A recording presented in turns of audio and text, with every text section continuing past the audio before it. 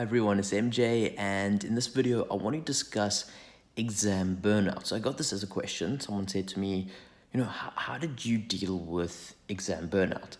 And for those of you who don't know, with actuaries, we not only have university, but we also have to write a whole bunch of exams once we finish university, and it can be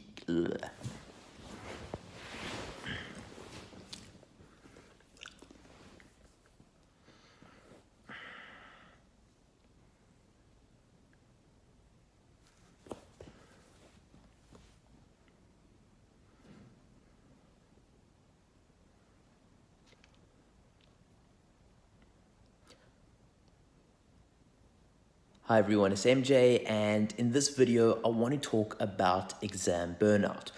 For those of you who don't know, actuaries not only have to write a lot of difficult exams at university, but once we graduate there are a whole bunch of other exams that we need to write in order to get into the profession. And there tends to be two types of people, or two people on the extremes. The one group of people are like saying, you know what, I've worked hard at university, I've got a job, I'm kind of done with this subject, I'm going to just stay in my technical position, I'm just going to work, the pay's good, the career trajectory is fine, and I'm going to leave it at that.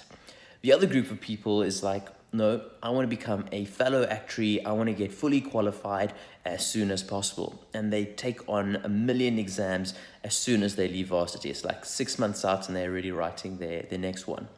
And specifically what tends to happen with this group of people, unless you're incredibly smart, and remember there's like a very, very small minority of us who can just come out of university, write all of these exams and pass first time.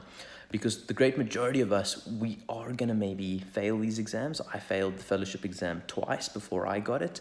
And it gets a lot. I mean, you can imagine, you've worked hard for 4 years, now you've got a job and you have to study for these more exams as well. You do start getting exam burnout. Now, you can do one of two things. You can give up, which I sometimes see, and fall into that other category where you say, you know what, I know enough in order to have a job, in order to have a career. I'm not going to complete the actuarial fellowship. Or you can just say, I'm going to keep writing, and it just gets more and more intense and the burnout happens. So my advice is to always go and try and become an actuarial fellow. That is what we should be pushing towards.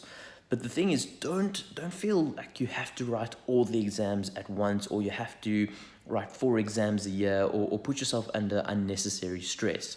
My advice is take it easy. Work hard, work steady, but have that life balance. If it's Friday night and all your friends are going out, go out, rather study on Monday night, Tuesday night, Wednesday night, and those evenings, and rather spend some time socializing with your friends, or if you're more of an introvert, playing some FIFA or a little bit of Fortnite or whatever you want to do to relax. But the important thing is to have a balance and to work slowly and steadily. Even if you're just doing 1 exam per year, that's much better than trying to write 4 exams at once and then giving up on the whole thing, or taking a 3-year break and then attempting the subjects much later, and then you've forgotten how to do integration, so you can't really do any of the technical questions, and then you just give up. You don't want to fall into that position. So how I would advise to deal with exam burnout is to do the exams slowly and steadily, at least 1 a year. Don't push yourself too hard. Specifically, I don't know, we've got this feeling like we have to qualify as soon as possible. A lot of the times, our salaries are linked to how many exams we've passed.